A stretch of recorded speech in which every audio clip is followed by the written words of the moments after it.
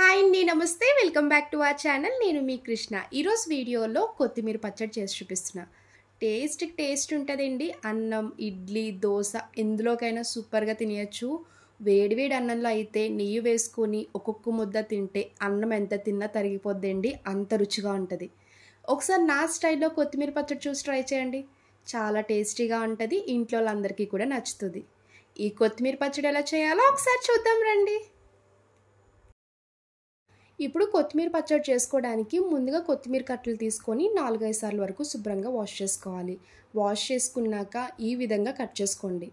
మీరు డైరెక్ట్గా ఫ్రై చేసి మిక్సీలో వేస్తే అంత తొందరగా మిక్సీ అవ్వదండి. ఇలా ముక్కల్లా కట్ చేసుకొని మనం ఫ్రై చేసుకుంటే ఈజీగా అయిపోద్ది. నేనైతే 5 కట్టల వరకు తీసుకున్నానండి. పచ్చిమిర్చి కాకుండా ఎండుమిర్చితో చేస్తున్నాను. ఈ పచ్చడి మీకు వారం రోజుల వరకు ఫ్రిడ్జ్లో పెట్టుకున్న ఫ్రెష్గా ఉంటుంది, టేస్ట్ కూడా బాగుంటుంది. మీరు కారం ఎంత తింటారో దాన్ని బట్టి ఎండుమిరపకాయలు తీసుకొని పక్కన పెట్టుకోండి. ఇప్పుడు పచ్చడి రెడీ చేసుకోవచ్చు. ఇప్పుడు స్టవ్ ఆన్ చేసి ప్యాన్ పెట్టుకున్నాక 3-4 స్పూన్స్ వరకు ఆయిల్ వేసుకోవాలి. ఆయిల్ హీట్ అయ్యాక ముందుగా తీసి పక్కన పెట్టుకున్న ఎండుమిర్చి వేసుకోండి. ఎండుమిర్చి వేసుకున్నాక ఇప్పుడు స్టవ్ మీడియం ఫ్లేమ్లో పెట్టుకొని ఒక 20 సెకండ్స్ వరకు ఫ్రై చేసుకోవాలి. ఎండుమిరపకాయలు చాలా తొందరగా ఫ్రై అయిపోతాయండి. మరి బ్లాక్ అయ్యే వరకు ఫ్రై చేసుకోకుండా ఒక 20 సెకండ్స్ వరకు ఫ్రై చేసుకుంటే సరిపోద్ది. చూడండి, ఎండుమిర్చి త్వరగా కలర్ చేంజ్ అయిపోతుంది కదా. ఇంతవరకు కాకుండా వెంటనే తీసేసుకొని బౌల్లోకి ట్రాన్స్ఫర్ చేసుకోవాలి. ఆయిల్ ఉంది కాబట్టి ఇంక వేసుకునే అవసరం లేదండి. 2 స్పూన్స్ పచ్చిశనగపప్పు, 2 స్పూన్స్ ధనియాలు, 2 స్పూన్స్ వరకు మినపగుళ్ళు వేసుకోవాలి. 1/2 టీ స్పూన్ జీలకర్ర వేసుకొని లైట్గా కలర్ చేంజ్ అయ్యే వరకు ఫ్రై చేసుకోండి. మీరు ఇవన్నీ ఫ్రై చేస్తున్నప్పుడు స్టవ్ మీడియం ఫ్లేమ్లో పెట్టుకుని ఫ్రై చేసుకుంటే మాడిపోయే ఛాన్సెస్ ఉండదు, కంప్లీట్గా ఫ్రై అయిపోద్ది.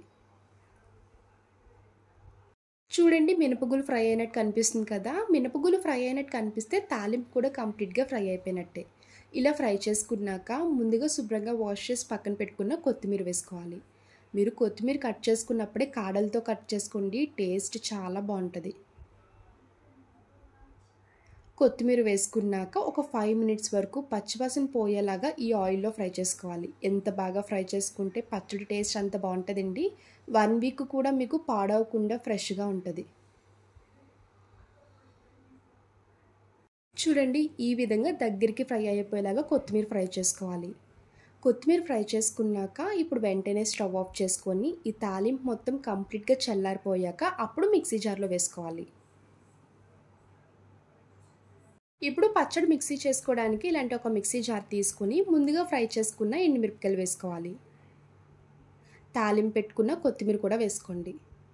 మీరు మిక్సీ చేసినప్పుడు మాత్రం వాటర్ వేసి అస్సలు మిక్సీ చేయకండి, ఎందుకంటే ఎక్కువ ఆయిల్లోనే కదా ఫ్రై చేసాం. మీకు ఇన్ కేస్ మిక్సీ నలగకపోతే 1-2 స్పూన్స్ వరకు వాటర్ వేసుకుంటే సరిపోద్ది. చిన్న గోలీ సైజ్ అంతా చింతపండు వేసుకోండి. 4 వరకు వెల్లుల్లి వేసుకోవాలి. మీ టేస్ట్కి తగ్గ ఉప్పు వేసుకోండి. సాల్ట్ కన్నా గల్లుప్పు వేసుకుంటే బాగుంటుంది. లాస్ట్లో మెయిన్ ఇంగ్రీడియంట్ బెల్లం అండి. బెల్లం కంపల్సరీ వేయాలి. బెల్లం వల్ల మీకు కొత్తిమీర పచ్చడి టేస్ట్ అనేది బాగా తెలుస్తుంది. ఇలా ఇవన్నీ వేసుకున్నాక మూత పెట్టి మెత్తగా మిక్సీ చేసుకోవాలి.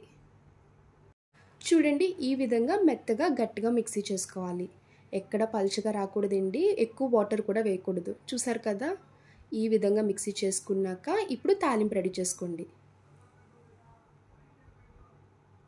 ఇప్పుడు మళ్ళీ స్టవ్ ఆన్ చేసి ప్యాన్ పెట్టుకున్నాక ఆయిల్ వేసుకోండి. ఆయిల్ హీట్ అయ్యాక పోపు దినుసులు వేసుకోవాలి. ఆవాలు, జీలకర్ర, శనగపప్పు, మినప్పప్పు, 2 వరకు ఎండుమిరపకాయలు, 4 వరకు వెల్లుల్లి వేసుకోండి.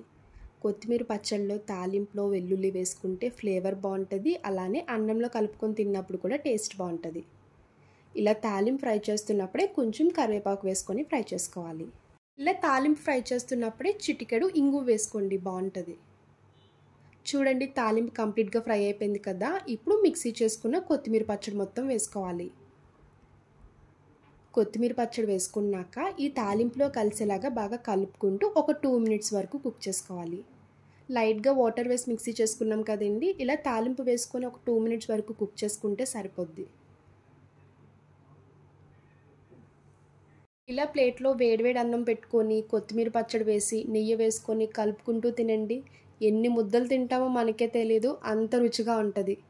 దోశ, ఇడ్లీ, మినపట్టు దేంట్లోకైనా సూపర్గా తినేయచ్చండి. ఈ విధంగా పచ్చడి చేసుకొని ఫ్రిడ్జ్లో పెట్టుకుంటే వారం రోజులు ఫ్రెష్గా ఉంటుంది, టేస్ట్ బాగుంటుంది.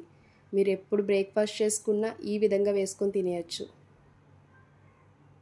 చూసారు కదండి నా స్టైల్లో కొత్తిమీర పచ్చడి. నా వీడియో మీకు నచ్చితే లైక్ చేసి షేర్ చేయండి. అలానే ఫస్ట్ టైం చూసే వాళ్ళైతే ప్లీజ్ నా ఛానల్ని సబ్స్క్రైబ్ చేయండి. డైలీ నేను పోస్ట్ చేసిన వీడియోస్ అన్నీ మీకు ఫోన్లో నోటిఫికేషన్ ద్వారా వస్తాయి. ఇంకో కొత్త రెసిపీతో మళ్ళీ కలుద్దాం. Bye friends, thanks for watching.